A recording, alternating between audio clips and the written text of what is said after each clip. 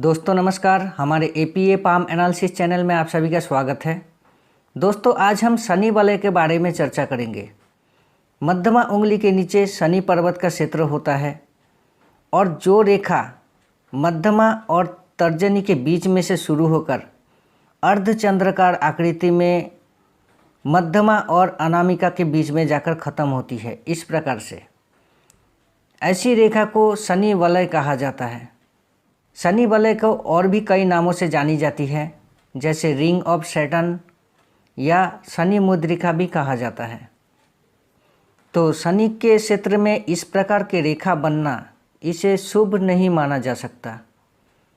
सांसारिक दृष्टि से देखा जाए तो इसका फल अशुभ ही देखने को मिल सकता है।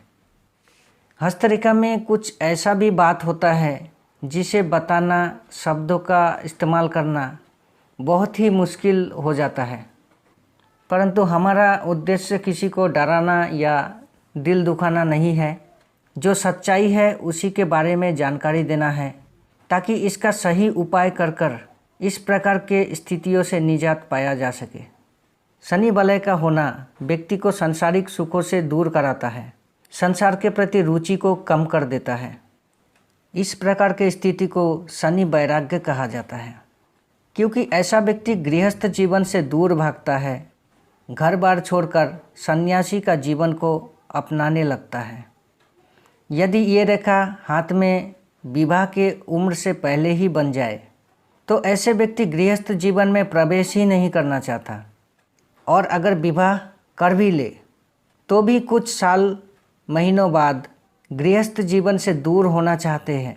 ऐसे व्यक्ति सद्गुण के तलाश में सन्यासी के जीवन अपनाने लगते हैं। इस प्रकार की रेखा का और भी बुरा फल तभी देखने को मिल सकता है यदि इस प्रकार के वलय के साथ इसमें शनि के क्षेत्र में क्रॉस का निशान बने। इस प्रकार से कोई क्रॉस का निशान बन जाए, या फिर ये जो वलय है शनि वलय, इससे क्रॉस का निर्माण हो, इस प्रकार से बन जाए, तो ऐसे स्थिति में ये और भी बुरा फल देता है। तो ऐसे व्यक्ति एकांत में रहकर नेगेटिव थॉट, नेगेटिव विचारों से घिरे हुए पाया जाता है। एकांत में तंत्र मंत्र साधना करना, चिंतन करना, परलोक सुधारने का कोशिश करना, इस प्रकार की स्थिति देखने को मिल सकता है। तो निश्चित रूप से इस प्रकार की स्थिति को शुभ नहीं कहा जा सकता। यदि यहाँ पर क्रॉस का निशान शनि के क्षेत्र में बने और शनि वलय बन जाए। यदि हाथ में भाग्य रेखा हो, जिसे शनि रेखा कहा जाता है, भाग्य रेखा या शनि रेखा, जो यहाँ से भी शुरू होता है, चंद्र के क्षेत्र से आता है, कहीं से भी आकर शनि पर्वत तक पहुँचता है, तो इसे भाग्य रेखा या शनि रेखा कहा जाता है।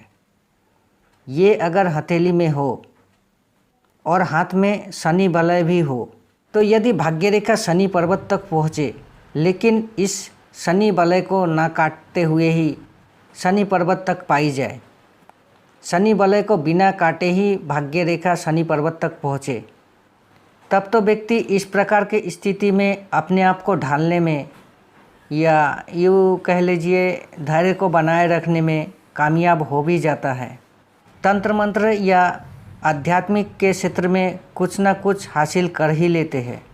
तब इस मुद्रिका का होना यानी शनि वलय का होना व्यक्ति के भाग्य को प्रभावित बहुत ही कम कर पाता है। परंतु यदि भाग्य रेखा शनि वलय को छू ले या शनि वलय को काटते हुए त्रिशूल की आकृति बन जाए, इस प्रकार से बन जाए, ये ऐसे बने या इस प्रकार से बने, इस वलय को काट दे, तो इस प्रकार की स्थिति व्यक्ति को ज़्यादा परेशानी का कारण बन जाता है।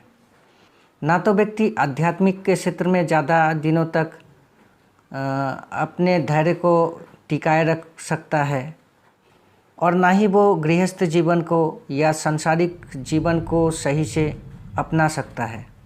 विचारों भावनाओं में फंसे हुए रह जाता है।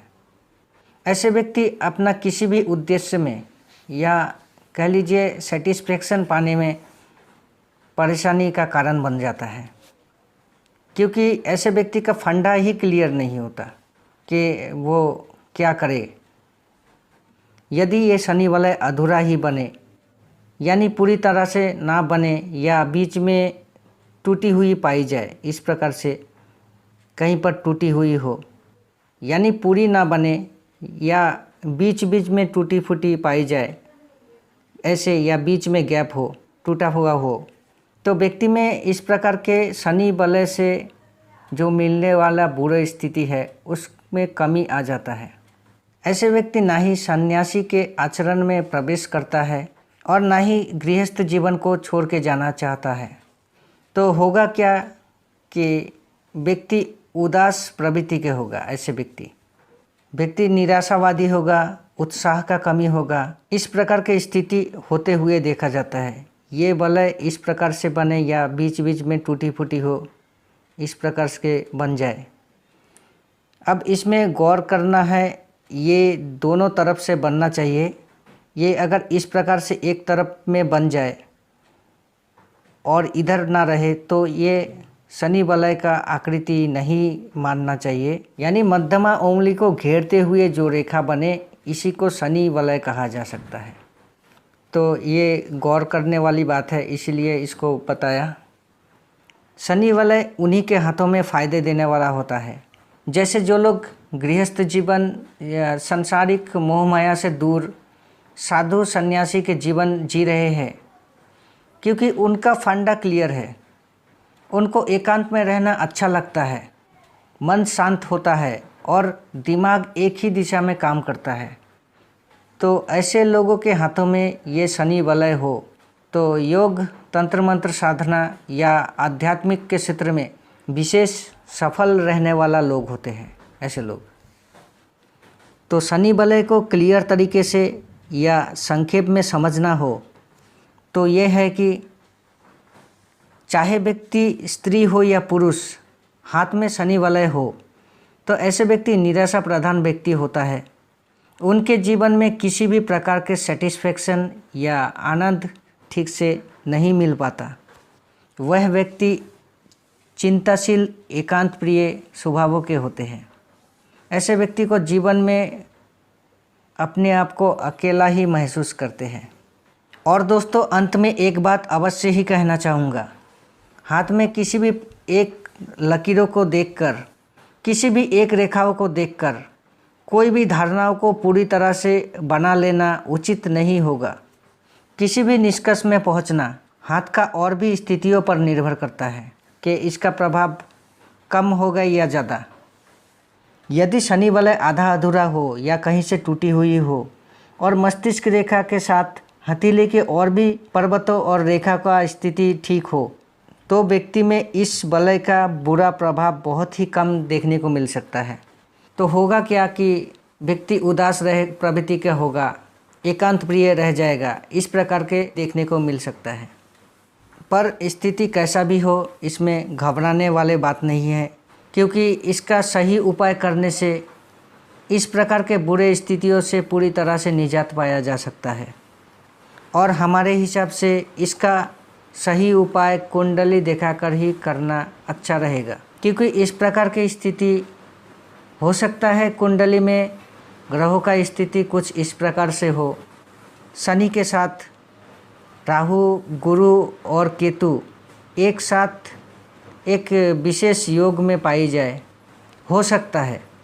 तो कुंडली को दिखाकर ही इसका उपाय करना अच्छा रहेगा। वैसे इसके उपाय के बारे में अगर आप लोगों को ज़्यादा इसमें दिलचस्पी हो तो इसके उपाय के बारे में एक वीडियो बना देंगे। और अगर संकट मोचन हनुमान का पूजा पाठ करे, हनुमान का भक्ति करे तो इसमें बहुत ही फ़ायदा देने वाला होगा, इसका बुरे प्रभावों को कम करेगा। तो दोस्तों, ये कुछ बातें थी रिंग ऑफ सैटर्न शनि वलय के बारे में। दोस्तों, वीडियो अच्छा लगे तो लाइक करें। ऐसे ही पालमिस्ट्री से जुड़ा रहस्य को जानने के लिए हमारे APA चैनल को सब्सक्राइब करें और नोटिफिकेशन बेल को दबाएं। धन्यवाद।